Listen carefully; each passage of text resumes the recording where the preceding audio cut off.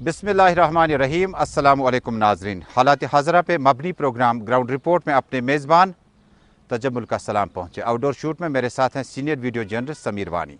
नाजरीन, मामूल के मौज़ूआत के अलावा आज हम जम्मू और कश्मीर में PAGD पे भी बात करेंगे, जो आज मीटिंग तकरीबन शाम 5 बजे महबूबा मुफ्ती की सरकारी रिहाइशगाह फेयर श्रीनगर में मुनक्किद हुई। डॉक्टर अब्दुल्ला, जूनियर अब्दुल्ला और अहम शख्सियात मौजूद रहीं। इसके अलावा जम्मू कश्मीर में हम मौसम से मुतल्लिक़ भी जानकारी हासिल करेंगे। जम्मू की सूरत हाल, लगातार बैक टू विलेज प्रोग्राम्स में ट्यूबवेल्स या बोरवेल्स तामीर करने के बारे में अहकाम सादिर किए गए लेफ्टिनेंट गवर्नर एडमिनिस्ट्रेशन लेवल पर। इस सूरत हाल के बीचों बीच में बांडीपोरा के ऊपरी इलाके, शोपियान और उसके बाद सांबा कठवा के इलाके हैं, जहाँ पर ट्यूबवेल्स लगाए गए लेकिन पानी अभी तक उसमें नहीं लगा। पानी न आने की वजह से लोगों के अबूर मरूर में बहुत ज़्यादा खलल पड़ा है। जम्मू भी चलेंगे, श्रीनगर भी चलेंगे और PAGD पर अपने साथी रूफ के साथ जुड़ेंगे और जानने की कोशिश करेंगे अभी तक इस 1 घंटे के मैराथन में क्या कुछ किया गया और क्या कुछ किया जाना बाकी है।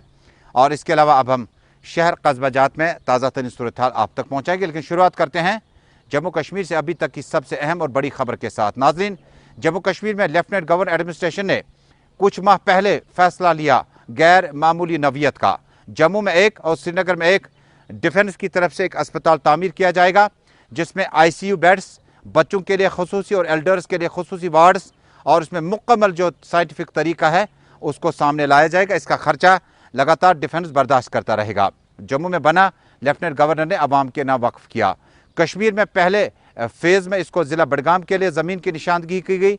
लोग बड़े खुश हुए थे कि शायद कोविड जाने के बाद यहाँ पर सुपर स्पेशलिटी हॉस्पिटल तामीर किया जाएगा, लेकिन ये ख्वाब शर्मिंदा ताबीर नहीं हो सका और ज़िला बडगाम के आम लोगों के चेहरे मुरझाए हुए नजर आए और नाउमीद से होने लगे। कहा कि सॉइल टेस्टिंग में अस्पताल के लिए जो रिक्वायरमेंट और जो मेरिट चाहिए था उसमें नहीं बैठेगा। बहरकैफ बहुत ज़्यादा तनकीद की गई और लगातार गुलिस्तान न्यूज़ नेटवर्क ने हमने खबर को ट्रैक किया। आज बिलाखिर जम्मू कश्मीर में लेफ्टिनेंट गवर्नर मनोज सिन्हा ने कई अहम साथियों के हमरा इस अस्पताल को अवाम के नाम वक्फ किया।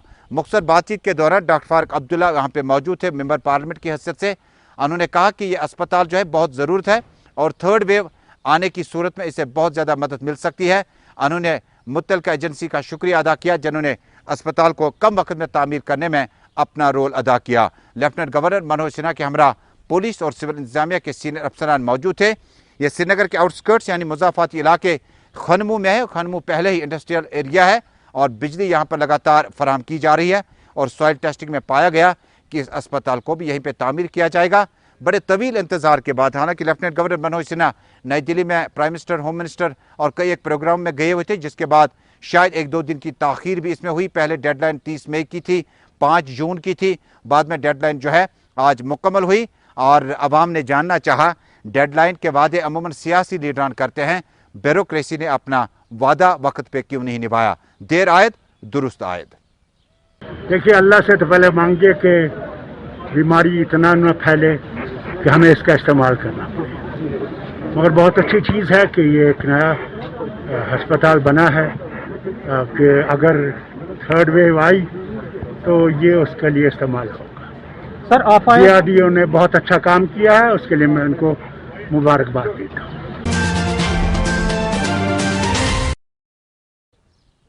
रूफ, मेरी आवाज़ आप तक पहुंच रही है। जब PAGD की बात करते हैं तो 6 महीने के बाद इस तरह की सूरत हाल हमें दोबारा देखने को मिली, जब सियासी लीडरान ने डॉक्टर फारूक अब्दुल्ला की क़यादत में उमर अब्दुल्ला के साथ मोहम्मद यूसुफ तारिगामी, मुज़फ़्फ़र अहमद शाह, जावेद मुस्तफ़ा मीर समेत कमोबेश बड़े स्टालवार्ट लीडर्स जो हैं एक बार फिर गुपकार अलायंस के उस एजेंडे को आबियारी करने के लिए या इसको रिव्यू करने के लिए या डिलिमिटेशन के नेशनल कॉन्फ्रेंस के फैसला लेने न लेने के बाद इस बाहमी मशावरत को आप कहाँ पे देखते हैं?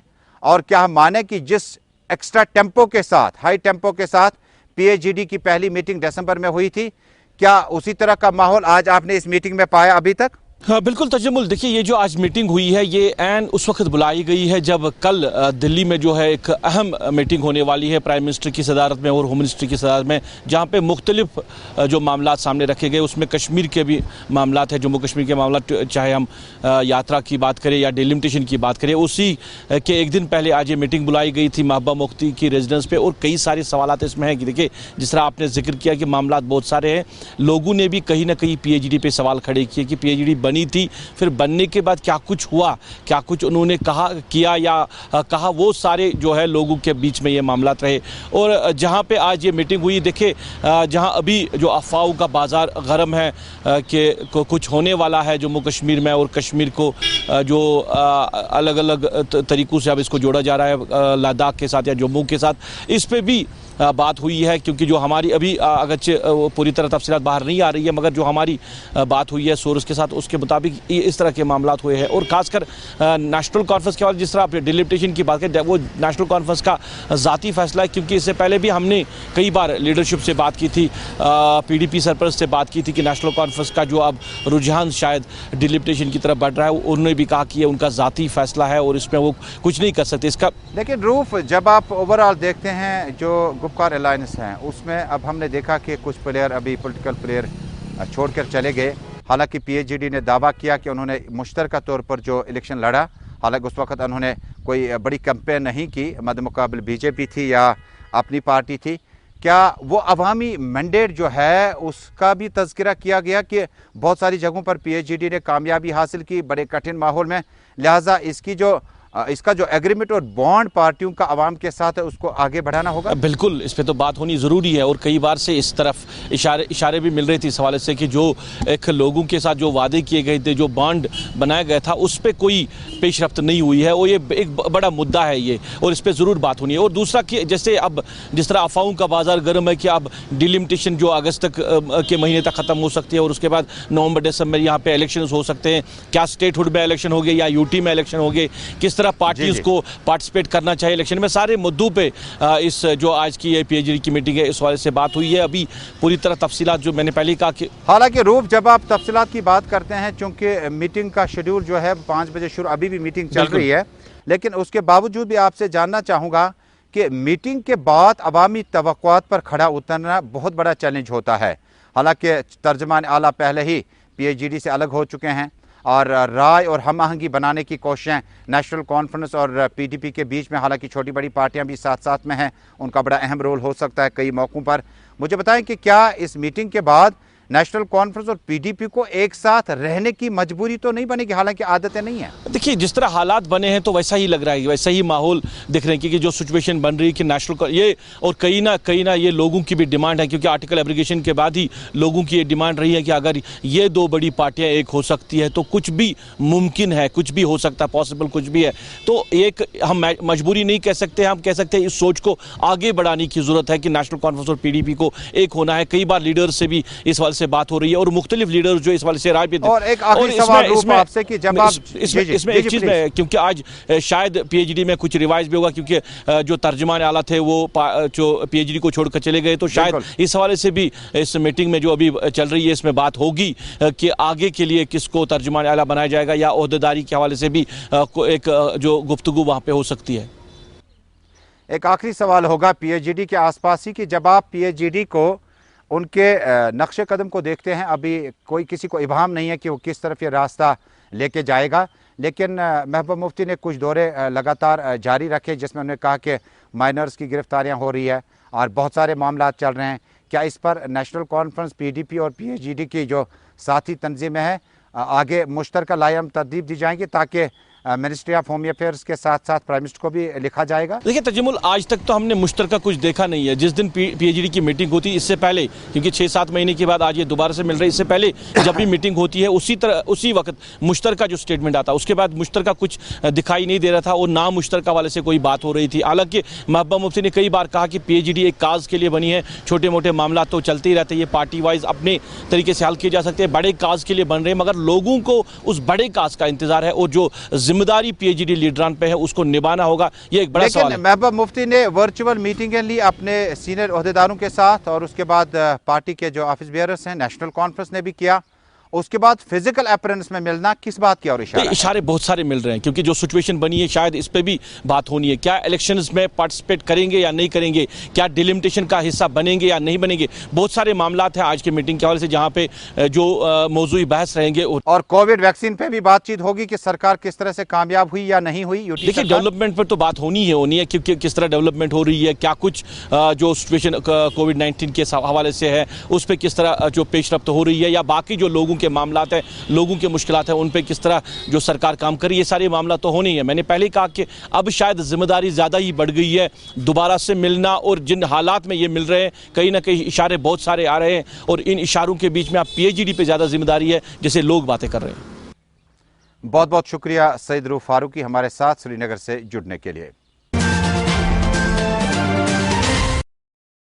नाज़रीन, अब जम्मू कश्मीर के मौसम से मुतल्लिक बात करते हैं। टेम्परेचर लगातार बढ़ रहा है। 30, 31, 32, 34, 28, 27 कश्मीर प्रोविंस और जम्मू प्रोविंस के दूर दराज इलाकों में इस तरह का दर्जा हरारत हमें सामने है। और इस बीच में वीकेंड्स पे हमने देखा कि गुलमर्ग, पहलगाम, यूसमर्ग, सोनमर्ग और कई एक सयाती मकामात पर लोगों की बड़ी तादाद इन जगहों पर देखी गई। हालांकि कोविड-19 की गाइडलाइंस अभी तक इशारों में ही साफ लग रहा है कि शायद अभी तक बागात वगैरह जो है या पार्क्स वगैरह जो है उसको दोबारा खोलने के लिए गाइडलाइंस जारी की जा सकती हैं। मेरे साथ हमारे साथी इरफान फाजिल मौजूद है। इरफान, जब आप टेम्परेचर की बात करते हैं तो हमने देखा कि जनूबी कश्मीर में या सेंट्रल कश्मीर में कई बच्चों को हमने पानी में नहाते हुए देखा और कई बच्चों की लाशें वापस आई, यानी गर्मी की शिद्दत का एहसास बहुत ज़्यादा होने लगे हैं। और हमने देखा कि टेम्परेचर बढ़ रहा है। इस ज़मन में बिजली की सूरत हाल, पानी की सूरत हाल किस तरह की है इस वक्त कश्मीर सूबे में? देखिए तजम्मुल, अगर बात करें तो मौसम की मार पहले भी मौसम की मार थी, जबकि हम सर्दियों की को लेकर बात करें तो 25 साल रिकॉर्ड टूटा और ज़बरदस्त ठंड जो है वो देखने को मिली, बर्फबारी देखने को मिली।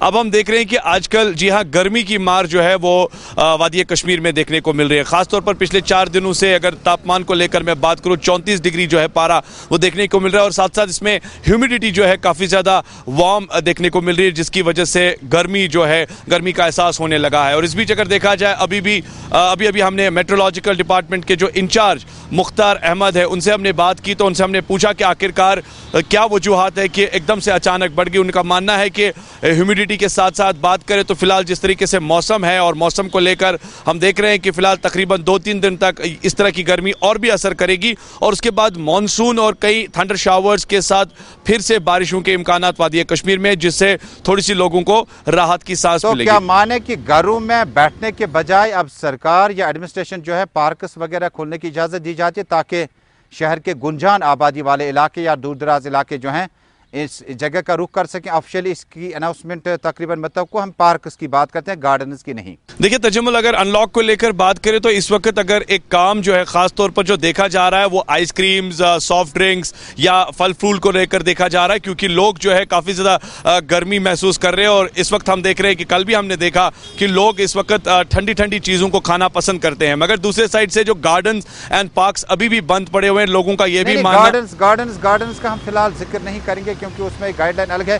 जो पार्क्स है, क्योंकि पार्क्स इसलिए आपके बेमना के क्वार्टर्स के आसपास में है, आपकी जबरवन पार्क है, आपके आसपास में पार्क्स है जहां पर शाम के वक्त जो ही साए ढलने शुरू हो जाएंगे कम से कम फैमिलीज वहां तक जा पाए। बिल्कुल सही फरमाया आपने। अगर पार्क्स वगैरह जो लोकेलिटी में है, जो लोकल पार्क्स है, अगर उन्हें प्रॉपरली खोल दिया जाए और खास तौर पर लोग भी अब समझते हैं कि SOP गाइडलाइंस को लेकर काफी इंपॉर्टेंट इस वक्त जो है चीज देखी जा रही है और लोग भी समझते हैं कि घरों में बैठना एक साइड से कोविड का स्ट्रेस है, सैर तफरी के लिए अगर वो बच्चों के साथ पार्क्स में जाके सोशल डिस्टेंसिंग मैनेज करेंगे, मुझे लगता है कि थोड़ा सा एटलीस्ट लोगों को राहत जरूर मिलेगी। और कल भी हमने देखा कि बुलेवार्ड से लोग जो है घरों से बाहर आके रास्ते पर ही चलना पसंद करते हैं, क्योंकि गार्डन जो है वो मुकम्मल तौर पर अभी बंद पड़े हैं। और दूसरे साथ साथ अगर देखा जाए तो वो भी सरकार से अपील लगा के बैठे हैं। और खबर ये भी आ रही है कुछ सोर्सेज के हवाले, शायद आने वाले टाइम में टूरिज्म डिपार्टमेंट जो है कुछ इनिशिएटिव्स लेगा गार्डन्स को लेकर, या फ्लोरिकल्चर जो है खास तौर पर गार्डन्स को हवाले से कुछ इनिशिएटिव्स लेगा।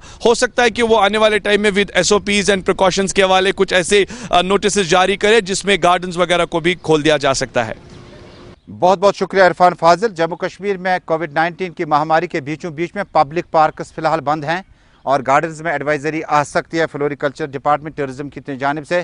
पहले भी हमने बहुत ज़्यादा नुकसान उठाया गार्डन्स के खुलने के बाद, जब हमने SOPs का ख्याल नहीं रखा और गार्डन्स में लोगों की गहमा गहमी को एक नाम दिया और इसे टूरिज्म फेयर के तौर पर देखा और उसके बाद नताइज हमारे सामने हज़ारों की तादाद में केस आने लगे। लेकिन बुलेवार्ड, लाल चौक आसपास में और शहर कस्बा जात में जो पार्क्स वगैरह है जो नज़दीक में रेजिडेंशियल एरियाज़ में, उनको अगर खोला जाता है SOPs और गाइडलाइंस के साथ, ताकि गर्मी की शिद्दत का एहसास लोगों को जब घरों में होने लगे तो कुछ वक्त आप तफरी में भी गुजार सकते थे। सईद इरफान फाजिल से हमने कश्मीर के मौसम से मुतल्लिक जानना चाहा। अब अपने साथी आशा सरमाल के पास जम्मू चलते हैं। आशा, जब जम्मू की बात करते हैं कहते हैं कि दरबार मुँह अपने साथ बहुत कुछ नेमतें साथ लेके जाता है, चाहे कश्मीर से निकलना हो या जम्मू से आना हो। लेकिन क्या बिजली की सूरत हाल कैसी है? क्योंकि गर्मी की बहुत ज़्यादा शिद्दत जम्मू में महसूस की जा रही है। जम्मू प्रोविंस की मुझे बताएं कि किस तरह की इस वक्त बिजली सप्लाई जो है आवाम तक मिल रही है, और गर्मी ज़्यादा होने की वजह से जो पब्लिक पार्क साथ साथ में कॉलोनीज वगैरह में होती है वो अभी तक बंद है। देखिए तजम्मुल, जैसे ही सेक्रेटरीट यहाँ पर मूव होता है तो कहीं ना कहीं लोगों को परेशानियां तो झेलनी पड़ती है, इसमें कोई दो राह ही नहीं है। लेकिन अब यहाँ लोग आरोप लगाते हुए नजर आ रहे हैं कि जम्मू प्रोविंस के अंदर बिजली पानी की समस्या लोगों को झेलनी पड़ रही है। अगर हम बात करें जिला कठुआ की तो यहाँ पर भी आप देखिए कि ट्यूबवेल नहीं बनने की वजह से काफी परेशानियां उन्हें झेलनी पड़ी थी, क्योंकि ब्लॉक दिवस जो प्रोग्राम रखा गया था उस वक्त इस ट्यूबवेल का उद्घाटन किया गया था, लेकिन मुकम्मल तरीके से आप देखिए कि अभी तक ये फराहम नहीं कराया गया है। मुकम्मल तरीके से जो लाभ है वो जनता तक नहीं पहुंचाया गया है। तो कहने का तात्पर्य यह है कि उपराज्यपाल पहुंचते हैं, उद्घाटन करते हैं, लेकिन उसके बावजूद भी अगर यहां पर लाभ आम जनता तक नहीं पहुंच पाता है तो बहुत बड़ा सवाल बनता है। क्योंकि इसी तरह से बैक टू विलेज प्रोग्राम जब चलाया गया था तो वो भी सुर्खियां बटोरता हुआ नजर आया था कि आप आम लोगों को इकट्ठा करते हैं, जमीनी सतह पर पहुंचने की कोशिश करते हैं, लेकिन उसका लाभ भी आम लोगों तक नहीं पहुंच रहा। और बिजली के कट्स जो है वो रात में देखे जा रहे हैं, इसमें कोई दो राय नहीं है। बिजली विभाग को काफी तरीके से जम्मू प्रोविंस के अंदर ध्यान देने की भी जरूरत है। तो जम्मू जब मौसम की बात करें तो टेम्परेचर क्या कहता है और कितने दिनों तक आगे टेम्परेचर इसी तरह से देखने को मिलेगा? देखिए, मौसम विशेषज्ञों की अगर बात करें तो जाहिर तरीके से कुछ और दिन इसी तरह से गर्मी से निजात नहीं मिल सकती है, गर्मी से लोगों को जूझना पड़ेगा। लेकिन बिजली पानी जैसी सुविधाएं जिस तरह मैंने पहले भी बताया है वो लोगों को नहीं मिल पा रही है, जिसकी वजह से लोग यहाँ परेशान होते हुए नजर आ रहे हैं और सवालिया निशान विभाग पर लगते हुए नजर आ रहे हैं कि आखिर जो विभाग है तो वो क्या काम कर रहा है। क्योंकि अब आप देखिए कि सिविल सचिवालय के अंदर किस तरह से काम जो है वो यहाँ पर शुरू हो चुका है, वो भी सुर्खियां बटोरते हुए नजर आ रहा है। क्योंकि अगर सेक्रेटरीट यहां पर मूव हो गया है तो जाहिर तरीके से बिजली पानी की सुविधाओं से निजात लोगों को मिलनी चाहिए थी, जो नहीं मिल रही है। बहुत बहुत शुक्रिया आशा सरवाल जम्मू से हमारे साथ जुड़ने के लिए और मौसम से मुतल्लिक और उसके आसपास में जो लोगों को इस वक्त मुश्किलात है उस पर बातचीत करने के लिए। नाज़रीन, अब बात करते हैं जम्मू कश्मीर में तालीमी मुआशरे की। और जम्मू कश्मीर में एक मासूम और कमसिन गुड़िया का वीडियो मैसेज प्राइम मिनिस्टर तक पहुंचा और बहुत दूर तक से चला गया। उसके बाद जम्मू कश्मीर यूटी एडमिनिस्ट्रेशन के एजुकेशन डिपार्टमेंट से वाबस्ता अहदेदारों को हुक्म सादर किया गया कि वो इस पर दोबारा नज़रसानी करें और जूम क्लासेस में जो माइनर्स हैं LKG UKG फर्स्ट सेकेंड तक जो बच्चे हैं या थर्ड तक जो बच्चे हैं उनको कहीं ना कहीं जो क्लासेस है, अब कुछ निजी स्कूलों ने सिलेबस या शेड्यूल जो है तकरीबन आधे घंटे तक इसको लाया। ये मुमकिन नहीं है कि आधे घंटे तक आप क्लास शुरू कर पाएंगे, बच्चे का कंसंट्रेशन चाहेंगे और उसके बाद कहाँ से शुरू करेंगे, कहाँ से ख़त्म करेंगे। ठीक है, जूम क्लासेस अब कोविड-19 की इस महामारी में हमारे ज़िंदगी का एक अहम तरीन हिस्सा बन चुका है और जूम मीटिंग्स के साथ साथ वर्चुअल मीटिंग्स भी अब यहीं ऑनलाइन होती हैं और इसके लिए हमें थोड़ा सा तैयार करना होगा खुद को, जिस्मानी तौर भी और उसके बाद नफ्सियाती तौर भी। अमजद खान आज इस पे सर्वे कर रहे थे, हमारे साथी। अमजद, जब आपने माहिरीन से बात की और जो लोग इस शोबे से वाबस्ता हैं तो क्या कुछ कहा गया और जो LG एडमिनिस्ट्रेशन ने अब हुक्म सादिर किया उसमें कहीं जो मुतल्लिका अहदेदार थे उनको ऑन बोर्ड लेने की कोशिश की गई ताकि इज्तिमाई राय हम आहंगी पैदा करने की कोशिश की जा सकती? देखिए तजम्मुल, सबसे पहली चीज़ जो सामने रखी गई लोगों की तरफ से और स्पेशलिस्ट माहिरीन की तरफ से वो ये थी कि एक वीडियो एक शख्स का खुद का ज़ाती राय हो सकती है, इसको हम लोग पूरी शहर पे पूरी सोसाइटी पे इम्प्लीमेंट नहीं कर सकते ये सोच के कि ये सबकी राय है। जिस तरह से फैसला लिया गया 24 घंटे के अंदर एक नई नीति सामने रखने की बात की गई और कहा गया कि एक नई शिक्षा नीति आनी चाहिए जिसके चलते जो 6 से नीचे के बच्चे हैं उनकी 30 मिनट से लेकर 60 मिनट्स तक की क्लास रहेगी और जो उससे ऊपर के बच्चे हैं अप टू 9th स्टैंडर्ड उनका 2 घंटे से ज़्यादा अब ऑनलाइन क्लासेस नहीं चलेगा, जो माहिरीन ये मानते हैं कि सबसे बड़ा नुकसान हो सकता है जम्मू कश्मीर के बच्चों के लिए। सबसे पहला आरोप ये है उनकी तरफ से कि सरकार ने किसी भी स्कूल एसोसिएशन को ऑन बोर्ड नहीं लिया, किसी भी अथॉरिटी को या फिर एक्सपर्ट को अपने साथ में ऑन बोर्ड नहीं लिया फैसला करने से पहले, जो बता सके कि कितना समय एक बच्चे के लिए स्ट्रेसफुल हो जाता है। यानी 4 घंटे से ज़्यादा बच्चा अगर नहीं सहन कर पाता तो उससे नीचे कितना समय रखा जाना चाहिए ये एक एक्सपर्ट बता सकता था, लेकिन कोई भी एक्सपर्ट ऑन बोर्ड नहीं लिया गया है। अब इसके बाद जहां अब समय धीरे धीरे ऐसा लग रहा था कि ये ऑर्डर्स जहां पहले ही कई सारे स्कूल्स ने इंप्लीमेंट कर दिया है, अब पूरी तरह से डिपार्टमेंट ऑफ एजुकेशन की तरफ से ये इंप्लीमेंट हो जाए, प्राइवेट स्कूल एसोसिएशन ने आज एक रिकमेंडेशन भेजी है डायरेक्टर स्कूल एजुकेशन को, जिसमें उन्होंने कई सारी स्टडीज़ के बारे में बात किया है। जो पैन ग्लोब आई हुई सारी रिकमेंडेशंस हैं, जिसमें इंटरनेशनल रिसर्चर्स हैं, नेशनल रिसर्चर्स हैं इंडिया के, और जम्मू कश्मीर के खुद की कुछ ऐसे रिसर्चर्स हैं जो मेंटल हेल्थ पर या फिर जो स्क्रीनिंग पर काम करते हैं और बता रहे हैं लगातार रिपोर्ट्स अपनी कि कितना समय बच्चों के लिए अच्छा हो सकता है, सही हो सकता है स्क्रीन पर बैठना, ऑनलाइन एजुकेशन। देखिए अमजद, जब आप इन एक्सपर्ट्स की बात करते हैं या डायरेक्टर एजुकेशन एक खुद वालिद है, उसके बाद वो नाज़िम तालीमात हैं, लेकिन ये जो एक्सपीरियंस हमारे पास है, क्योंकि जिस वक्त आप कोचिंग सेंटर बंद हैं और उसके बाद ट्यूटर घर आना या उन तक बच्चे को ले जाना तकरीबन नामुमकिन सा है कोविड-19 की वजह से, और ज़िंदगी के जो पहिए हैं वो मुकम्मल तौर पर जाम हो चुके हैं, बंद पड़े हैं। इस बीच में इस पॉलिसी को कई स्कूलों ने अब शुरू किया, लेकिन दूसरी तरफ जो वादी के नामी गिरामी स्कूल है, जो इन दिनों बच्चों के एग्ज़ाम्स वगैरह चल रहे हैं, उसमें सिलेबस बहुत ज़्यादा है। जब एक तरफ सिलेबस बहुत ज़्यादा, आप इसको कटेलमेंट करके आधे घंटे और घंटे तक कहाँ ले सकते हैं? क्या ऐसा राय बनाने की कोशिश की जा रही है कि अगर 4 घंटे 5 घंटे क्लास चलते थे, अब 2.5 घंटे 3 घंटे के आसपास चलाएं, क्योंकि बच्चों ने जो कुछ हासिल करना है ऑनलाइन ही हासिल करना है। देखिए तजम्मुल, ये दूसरा सबसे बड़ा सवाल है जो हर ज़बान पर आजकल है कि अगर आपने समय कम करना था क्लासेस का तो आप सिलेबस कम कर देते, क्लासेस का टाइम खुद कम हो जाता, क्योंकि जब सिलेबस कवर करने के लिए कम बचेगा तो क्लासेस का टाइम भी कम होगा, ये जाहिर सी बात है। लेकिन इसका उल्टा किया गया है, जम्मू कश्मीर के अंदर क्लासेस का टाइम कम कर दिया गया है, सिलेबस बराबर है। यानी अब अगर जम्मू कश्मीर के अंदर एक CBSE का स्टूडेंट पढ़ता है, ऑर्डर उसके लिए भी इंप्लीमेंटेड है कि ऑनलाइन क्लासेस का टाइम जो है वो इतना ही रहेगा जितना NCERT या हमारे स्टेट बोर्ड के स्टूडेंट के लिए रहेगा। लेकिन इसमें नुकसान CBSE स्टूडेंट का ये है कि उसने पेपर नेशनल जो पैरामीटर्स है उन पर देना है, वहाँ पर सिलेबस की कोई कमी नहीं है और उसने सिलेबस उस हिसाब से प्रिपेयर करना है उसी आधे घंटे के अंदर कि वो नेशनली दिल्ली के, चंडीगढ़ के, पंजाब, महाराष्ट्र के अलग अलग स्टेट्स के जितने भी CBSE कॉम्पिटिटिव स्टूडेंट्स उसके साथ हैं उनके हिसाब से वो कम्पीट कर पाए। इस वजह से सबसे बड़ा नुकसान बच्चों का ये है कि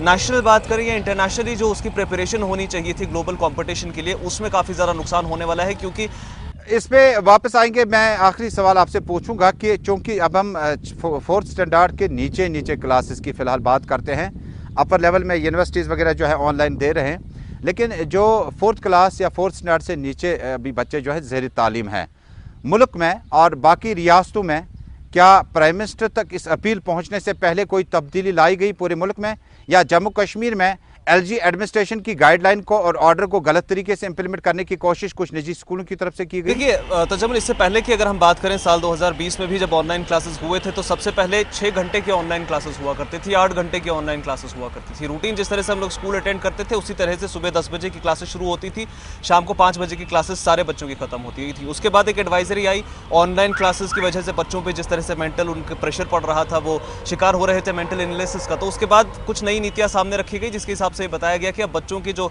ऑनलाइन क्लासेस के टाइम है वो स्कूल्स खुद देख करके उसको शेड्यूल कट करें, किस हिसाब से उन्होंने कितने बच्चों को किस तरह की क्लासेस देनी है, कितने घंटे की क्लासेस देनी है। जम्मू कश्मीर की हम बात करें, वीडियो वायरल होने के बाद से प्रिसाइसली जम्मू कश्मीर के अंदर इस ऑर्डर को इस तरह से इंप्लीमेंट करवाने की बात की जा रही है कि जिसके बाद बच्चों के फ्यूचर का बहुत ज़्यादा नुकसान हो सकता है, क्योंकि कॉम्पिटिटिव लेवल पर वो बच्चे किसी भी तरह की प्रिपरेशन नहीं कर पाएंगे, ग्राउंड जीरो से ही शुरुआत होती है। लेकिन हम माइनर्स की बात करते हैं, फिर मैं आप अपना सवाल दोहराता हूँ। 4th स्टैंडर्ड से नीचे जो बच्चे हैं, इसके ऊपर जो क्लासेस हैं उसमें हमने देखा कि पैरामीटर्स वगैरह वाजिया किए गए हैं और उनका सिलेबस और कंपटीशन लेवल बड़ा टफ है। लेकिन जो माइनर्स हैं उनके लिए, क्योंकि माइनर की ही मैसेज गया था कि कम करें, लेकिन ये नहीं कहा गया था कि ख़त्म करें। मामा ने कहा कि आप दावत पे नहीं आएंगे, आप मामू के यहाँ नहीं जाएंगे, क्योंकि आज आपका जूम क्लास इतने बजे से इतने बजे तक है, और तैयारी की जाती थी। उसके बाद स्कूलों ने आधे घंटे और घंटे में ही इस शेड्यूल को ख़त्म करना चाहा। 4th से बिलो स्टैंडर्ड के जो बच्चे हैं, ये नाइंसाफ़ी तो नहीं है बच्चों के साथ? बेशक नाइंसाफ़ी है, क्योंकि अगर हम लोग 4th स्टैंडर्ड से नीचे की ही बच्चों की शुरुआत की बात करें तो वहाँ से ही बच्चा एक्चुअल में पढ़ाई की एक्चुअल मतलब समझने शुरू हो जाता है, और वही समय होता है सबसे बड़ा समय जब बच्चे के अंदर डिस्ट्रैक्शन भी बहुत ज़्यादा है। यानी अगर आप एक बच्चे को एक खिलौना भी सामने रखें तो उसे समझने में कुछ मिनट लग जाते हैं कि इससे मैंने खेलना है। ऑनलाइन क्लासेस का भी कुछ यही हाल है कि जब 4th से नीचे के बच्चों की बात करें, जब ऑनलाइन क्लासेस में टीचर लॉगिन करवाती है बच्चों को, तो समझाने में, बच्चे का कंसंट्रेशन ग्रैब करने में, उसको अपनी तरफ रुझान उसका बढ़ाने में कम से कम 15 मिनट तो लग ही जाते हैं। उसके बाद 15 मिनट के समय में बच्चा क्या ही बेस हासिल कर पाएगा कि वो जो बच्चा आज 5th स्टैंडर्ड में है, कल को वो 6th स्टैंडर्ड में जाकर क्या सिलेबस कवर कर पाएगा 6th स्टैंडर्ड का। ये सबसे बड़ा सवाल है जो लगातार स्कूल एसोसिएशन भी पूछ रही है, पेरेंट्स भी पूछ रहे हैं, और अब सरकार को इस पर एक नई नीति सामने लेकर आने का सबसे बड़ा जो हम कहें तो सजेशन दिया जा रहा है, रिकमेंडेशंस दी जा रही हैं। बहुत बहुत शुक्रिया मोहम्मद अमजद खान हमारे साथ जुड़ने के लिए लाल चौक से बराह रास्त। नाज़रीन, हम बात कर रहे हैं जम्मू कश्मीर में तालीमी निज़ाम की, और तालीमी निज़ाम अमूमन जम्मू कश्मीर 20-30 साल से बहुत ज़्यादा हिट हुआ। कहीं पर बर्फबारी ज़्यादा हुई, कहीं पर हड़तालें बहुत ज़्यादा थी, कहीं पर सियासी सूरत हाल बेहतर नहीं थी। लेकिन उसके बाद कोविड-19 के बीचों बीच में एक मासूम गुड़िया का वीडियो बड़ा वायरल हुआ और पहुँचते पहुँचते प्राइम मिनिस्टर तक पहुँचा, और उसके बाद LG एडमिनिस्ट्रेशन को डायरेक्शन दी गई। LG एडमिनिस्ट्रेशन ने महकमे स्कूल एजुकेशन को अपने जूम क्लासेस की टाइमिंग पर रिव्यू मांगा। रिव्यू मांगने के बाद अब सवाल ये पैदा होता है कि नामी गिरामी स्कूलों में 4th से बिलो स्टैंडर्ड के जो बच्चे इस वक्त ज़ेर तालीम हैं, अगर उनका सिलेबस, उनका करिकुलम आप आधे घंटे मुकम्मल करते हैं तो शायद ये अबस होगा, झूठ होगा, गलत होगा। लिहाजा बेशतर वालिदैन की डिमांड है कि जो माइनर्स हैं, जो छोटे बच्चे हैं, उनका क्लास कम से कम 1 से 1.5 घंटा तो चले, क्योंकि उससे बहुत कुछ पढ़ना भी है, बहुत कुछ समझना भी है। उसके बाद होमवर्क बहुत ज़्यादा आता है। दरअसल जिस बच्चे ने वो वीडियो भेजा था उसमें आपके जो एप्लीकेशंस यूज़ करते हैं, जिसमें आपका स्नैप होमवर्क है, आपके दूसरे एप्लीकेशंस हैं, और उसके आपके पास वाइज है। इस एप्लीकेशन से आपको जो होमवर्क आता है वो बहुत ज़्यादा ओवरलोडेड है, और जब बच्चे को वर्क लोड बहुत ज़्यादा डाला जाएगा, न उसको आउटिंग का टाइम है, न वो गेट से बाहर जा पाती हैं। वहीं 3rd वेव जो है उसमें कहते हैं कि माइनर्स बहुत ज़्यादा मुतासिर होंगे। एक तरफ ये अच्छा डिसीजन है, लेकिन इसमें आधे घंटे 1 घंटे में आप इस चीज़ को मुकम्मल नहीं कर पाएंगे। वालिदैन और सिविल सोसाइटी की डिमांड है कि माइनर्स के जो क्लासेस हैं वो 1 से 2 घंटे कम से कम चलने चाहिए, ताकि बच्चे को वीकेंड के दौरान कम से कम इतना अबूर हो कि उसने हफ्ते में क्या खोया और क्या पाया। ग्राउंड रिपोर्ट में आज का शुमारा अपने मेज़बान तजम्मुल के साथ यहीं पे थम गया। जिंदगी ने साथ निभाया। कल दोबारा गुलिस्तान न्यूज़ नेटवर्क पे मुलाकात होगी शाम 6 बजे जम्मू कश्मीर, दुनिया भर और मुल्क भर की चंद अहम खबरों की नशरियात बेबाकी के साथ। अल्लाह हाफिज।